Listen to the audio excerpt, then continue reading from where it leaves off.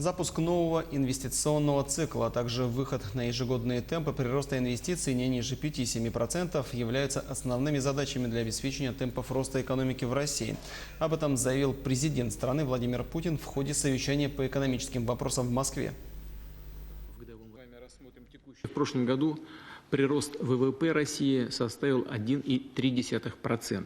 В плюсе такой ключевой индикатор, как индекс промышленного производства 2,4% за прошлый год.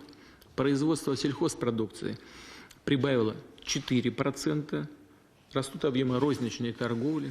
Инфляция в 2019 году сократилась до 3%. Сейчас этот показатель составляет 2,4% в годовом выражении. На уверенно низком уровне находится безработица. В среднем это 4,6% за прошлый год. Основная задача экономической повестки – запуск нового инвестиционного цикла. Выход на ежегодные темпы прироста инвестиций не ниже 5, а лучше 5-7%.